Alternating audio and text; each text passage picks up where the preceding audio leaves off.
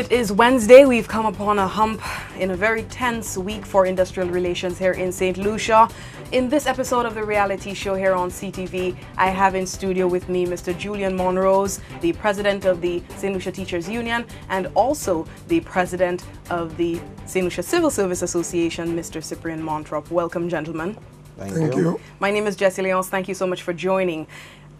Mr. Monrose, I want to start with you. The CSA and the Teachers Union have essentially ramped up a grave urgency this week for the conclusion of negotiations with the GNT for this triennium, the current triennium 2016 to 2019.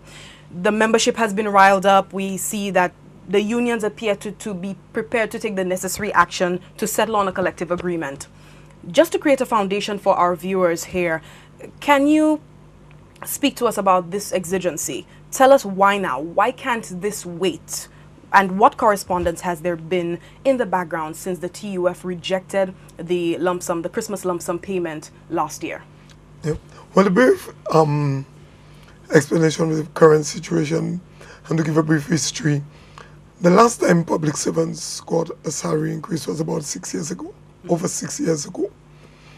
Because in the last triennium, there was a discussion with the unions in the public sector about a cut in wages. We had taken a position then that we would not allow that. After much discussion, and we saw the figures, we saw the book, we agreed to a wage freeze. So for the period 2016 to 2019, we received nothing. We didn't get new conditions of work, we didn't get increase in salary. So our status has been the same for a little over 6 years. When in 2016, that is when the last collective agreement, the 2014-2016 collective agreement ended, we were in the process of drafting and to present proposals to government. There was an election in June of 2016.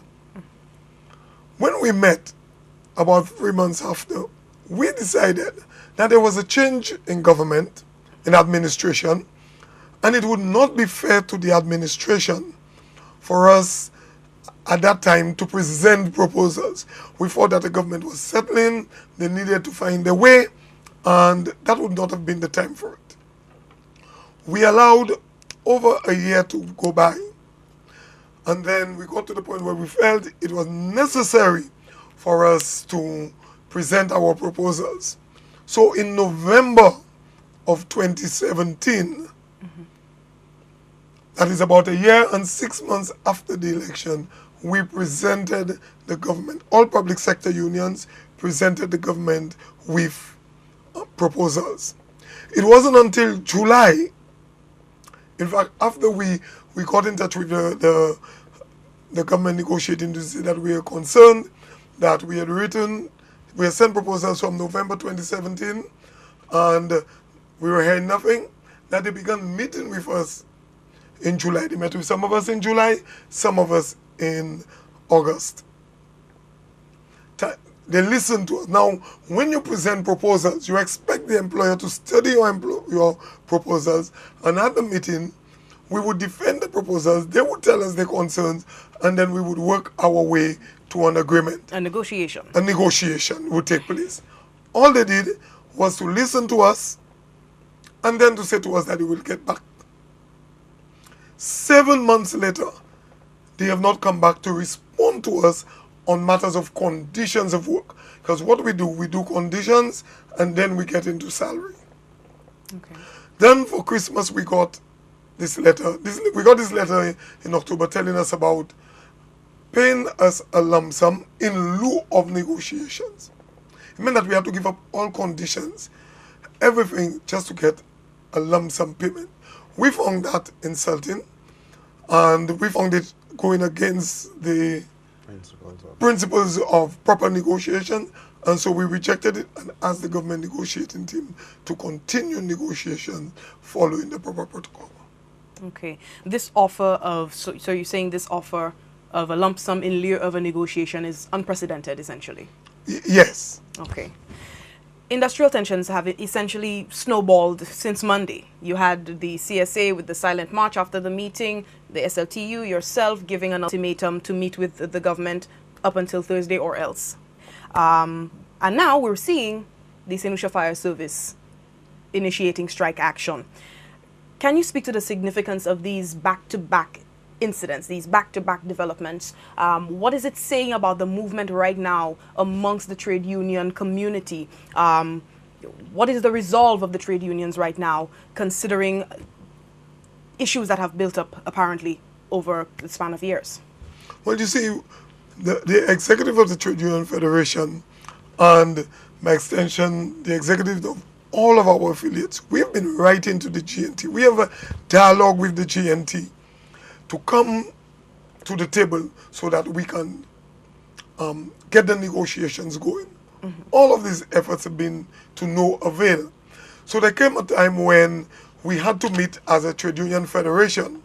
And at that meeting, when we assessed the situation, what was very clear to us is that the membership of the various affiliates were in fact beginning to turn on the executive. I can speak for the St. Lucia Teachers Union. Everywhere I went, schools where the teachers were adamant that they needed something done about negotiations. In fact, some of them were even indicating that they will stop participating in SLTU activities if we cannot do something about the negotiation. So when the TUF met and we made that kind of analysis, and it was across the board, we took a decision that, look, the best way forward at that point is to go back to the membership, explain to them what we're doing, what we have been doing, and then to seek directions from them. And that is what we saw happen on Monday with the CSA, the Teachers Union. That is what we see happened yesterday with the fire services, and will continue for the week. So what we're doing now is consulting the members.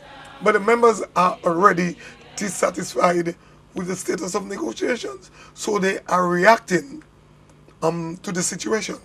Okay. Mr. Montrop, to go back to Monday, government officials seem to have taken umbrage to the CSA proceeding with its extraordinary meeting without obtaining the approval of the government. Public Service Minister Senator Eubaldas Raymond, he did state that the 48-hour time frame within which you applied was unreasonable and it was not in the best interest of the country. Also, former trade unionist Miss Mary Isaac, she also stated, she ventured to state that she felt that it was an attempt to sabotage, the government operations in the country and to amplify chaos, so to speak, to have your meeting along with the St. Lucia Teachers Union on the same day. What do you make of these comments being made by these government officials? Well, let's put it in perspective. As we have heard from a president of the SLTU, the time span in which we began the negotiations was in excess of 6 months. We're talking about 7 months. And when we attempt to get information from the government, it's not fruitful. Second, all our membership, as you have heard from the SLTU also, all the CSA membership was agitating against the executive for not providing them with information, not telling them what is the status of negotiation, and so they were all angry. Having an angry membership means we have to calm them down by providing them with the information.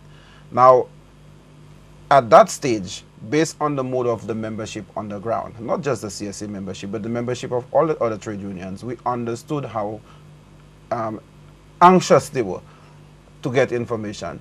We could not keep them waiting anymore, and hence we felt the reason to get the government to provide us with the time, in the shortest possible time, to have our meeting. Now we felt that we could not wait any longer, because 7 months, believe you me, is way too much. Obviously, we're not a woman carrying a child for 9 months. That's almost delivery time. 9 months, so it's almost 9 months. You're saying that we're actually going to give birth to a child. We felt it was important to call our members out almost immediately and not wait any longer for government to give us information or don't give us information. So therefore, we had to call our members out. We believed at the time, because it was an emergency meeting, and the government have to be reasonable. The government indicated that we are unreasonable even for our first meeting. We expressed to the government that last year, 2018, the union was only having one membership meeting. How can that be unreasonable in terms of disruption of the public service, in terms of providing them with the time to discuss their matters? This year again, they have rejected giving us the time.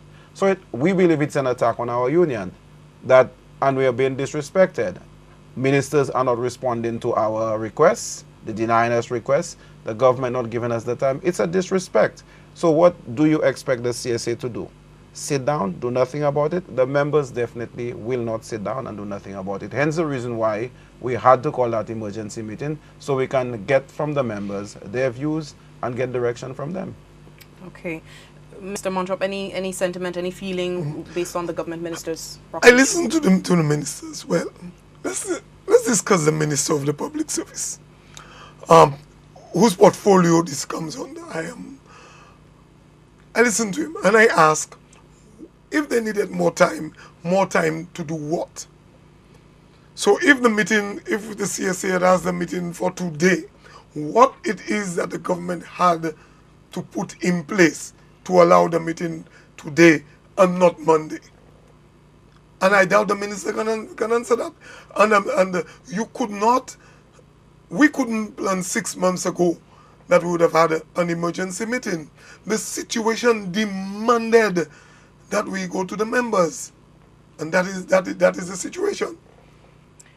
Are you at all concerned that this sort of, I dare say, because it was a sort of disregard of government, you know, you just went ahead because of the urgency of the situation. Are you concerned that this sort of situation will cause some friction, you know, in terms of influencing the spirit of negotiations when they do resume? Put it that way, negotiations is what it is. When the unions feel that the government is not responding in a manner that is satisfactory to its membership, it has to respond accordingly. And we expect that the government will respect the operations of the trade union. And mind you, our business is not to attack government. Because when you look at the issues that we're talking about, these are workers' issues. Let's take, for example, you have a number of departments with mold. Those workers have to work in that environment every single day. They pay exorbitant fees to doctors taking care of themselves. Do we not consider that matter urgent enough for government to attend to it? The question the public can answer that. We all can answer that, comrade. That when we have issues at the workplace, we have schools that are leaking. The teachers have to use umbrellas in the classroom, put buckets all over the place. And when you ask for attention, you don't get it. So what do? We have to agitate, and those issues are live issues. And we see if the employee is angry about that, might as well just close down government. They should be closing down government because they are not providing the adequate working conditions for the workers. So we should not view our actions as being confrontational. Our action is to provoke a reaction from government to get it right. Do the right thing for the workers. This is the reality show on Calabash TV.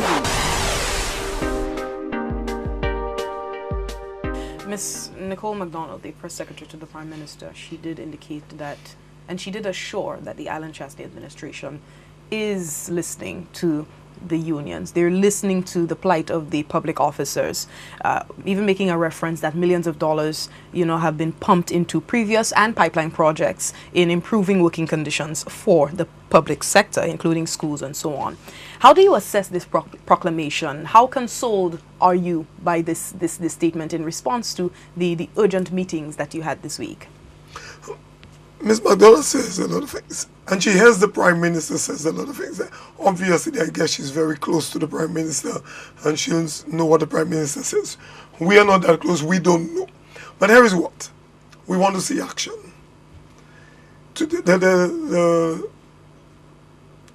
communications director telling me that the Prime Minister cares is not enough, not good enough. We want to see movement. We want to see direction. We want to see things happening. It's not just about caring. You must show that you care by doing the right things. The last time the Teachers Union had an issue that we took the Prime Minister to ask about a statement, Ms. MacDonald referred to works that were being done at a school in the valley. When we investigated, there was no work being done. So it is not unusual. But we understand that she's been paid to make the Prime Minister look good. She's doing a wonderful job of that. That is fine. We don't have a quarrel with Ms. MacDonald. But what we're saying is that the government must show by its actions that it cares. And let us see that they're doing the necessary things. If you can be just brief with this, what are some of the outstanding pointers outlined in your proposal made to the GNT to give us an understanding of perhaps what is on the table right now? Would you be able to disclose that at the moment? Well, at the moment, and we're in negotiation, there has not been a practice of the unions to go out there and discuss the proposals in public. I believe I saw a document circulating online. Oh no! Let me take an opportunity to clarify that. A gentleman stood up at the teachers' union and presented a wish list. Somehow that list has made its way to social media. This is not an official position of the St. Lucia Teachers Union. Okay. It has not been adopted by the executive or the membership. But in terms of our proposals, we try to follow proper negotiations protocol. We present a proposal, we sit with the GNT, we discuss it. When there is agreement, we go to our membership and see what agreement that there is. Okay. Also, I mean, without giving specifics to the negotiations, but rather to suggest, when we started the negotiation, we started with non-salary items, non-financial matters. And the government have not even taken the liberty to respond to matters that has no financial implications to them. Okay. So, I mean, how do you really say that you are negotiating in good faith when we have not even begun asking government for a penny out of the draft proposals? The areas that we're talking about has absolutely no financial implications, and the government don't even want to respond to that. And that's a very important point, because if you want to say money is the issue and you have a problem with money, that's one thing. What we presented in July and August had no financial implications, and you're not going to do the respectful thing and respond. So it's a message to us that you are not acting in good faith. And when by you, I mean the government negotiating team. Yeah, I was about to ask, how does it make you feel? What impression are you getting from the GNT? That they're not negotiating in good faith, that they believe that, look, it's almost a situation we feel that you can negotiate, but you're getting nothing. Otherwise, you would have at least meet us, even if it is halfway, on the non-financial matters. And on the financial matters, we expected that the employer will drag you on the financial thing. But the non-financial things that would not cost the state a cent. Yeah. It's very ridiculous, I mean, just to say the least. Understood. Today's Wednesday. Coming out of your Monday meeting, Mr. Montrop, you gave an ultimatum to the government to come to us by Thursday. Have you had any word with the government since Monday? Well, we are in discussions with the government negotiating team about a possible meeting tomorrow. Okay. Tomorrow afternoon. Okay. After disruptions within the public service due to widespread illness, a mysterious malady of some sort, can we get a status update on both your unions? How are the members doing so far? Today is Wednesday in what has been a very tense industrial relations week so far. Well, I mean, from the information reaching me yesterday, I was a bit taken aback that my members were not feeling well. Of course, I took the liberty to inquire of their status, how they're doing, because I'm very concerned about their health. Because without the membership in good health, we know for a fact our union is nothing, the workplace is nothing. But I've been receiving good news today that they are feeling a little better. I'm not sure if the condition will re-emerge, because they're still going back into the environment that is unhealthy for them. And so I don't know whether the government will give them the conditions that are necessary for them to remain in the workplace. Okay. Finally, the CSA is the largest trade union body on island. We have the teachers union also having a very strong membership. Any words, final words to your membership right now, even to the general public, because they too are being impacted to an extent, schools being closed, public services being disrupted. Any message? Your camera is right here, you know, to implore them, you know, that we're trying to do something here. Well, I just want to inform our general membership that the leadership is taking very good initiatives in terms of what their requests are. We want them to be patient in how we approach the matter. We want them to be concerned with how we are doing it.